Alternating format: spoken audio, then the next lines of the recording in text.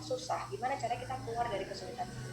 Dan alhamdulillah lulus dari fakultas psikologi, kemudian saya menjadi lulusan terbaik. Lagi-lagi itu juga bukan karena saya paling pinter, di angkatan saya tuh IPK-nya 4, banyak teman-teman, cuma saya punya satu niat waktu itu, pengen banget dapat beasiswa, dan saya pengen banget cepet-cepet lulus supaya saya bisa bebas secara finansial gitu kan. Terus saya ingat saya kejar Pak Diki setiap hari, saya bilang pagi skripsi saya kasih, waktu saya KKN di Bantul, sore saya ambil revisiannya setiap hari. Jadi akhirnya ketika teman-teman saya itu belum pada mulai, saya udah mulai di semester 6. Dan ketika mereka baru pada selesai, saya udah bisa wisuda. Dan wisuda angkatan pertama saya di bulan Februari itu cuma 5 orang yang wisuda. Dan kebetulan banget yang IPK-nya jauh di atas saya, itu bulan Mei ratusan orang kumlot.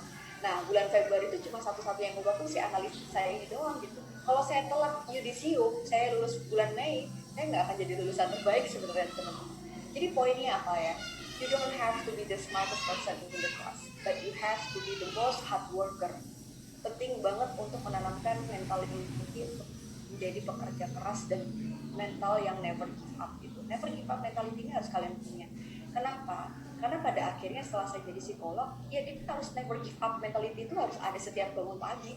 Gimana kita struggling dengan psikologis kita sendiri, ketemu dengan pasien, ketemu dengan klien, dan itulah yang membuat akhirnya si analisa ini melalui banyak prosesnya, hamil besar bikin APDC Indonesia di 2015, sempat pengen jadi dosen juga di UNISA, di Fakultas Psikologi UGM juga saya sudah masuk daftar calon dosen, dan karena saya nggak mau kuliah ke luar negeri gitu ya, jadi saya nggak melanjutin proses seleksinya.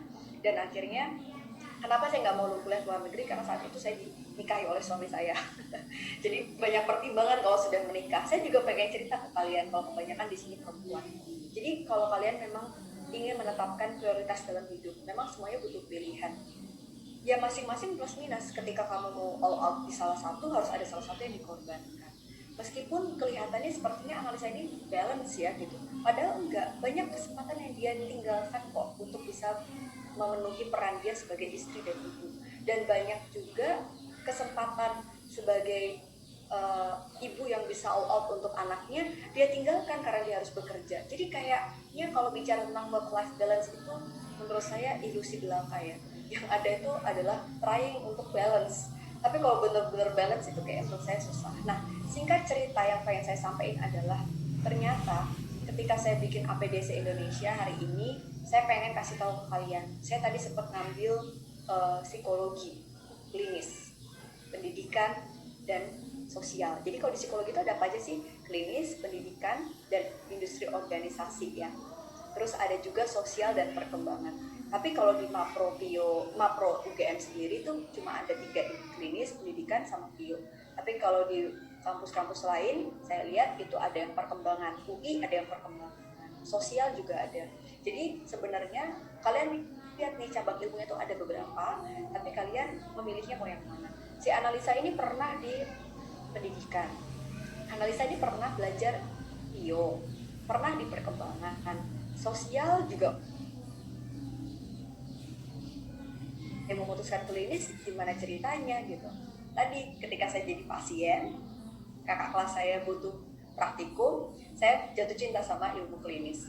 Nah, yang pengen saya sampaikan adalah ini nih teman-teman, ternyata kuliah di psikologi itu emang sesuatu yang menarik gitu, karena memang kita tuh punya satu kesempatan untuk lebih kenal diri kita, belajar empati juga, ngebentuk diri kita juga jadi sambil berproses gitu, dan critical thinking kita tuh terasah gitu.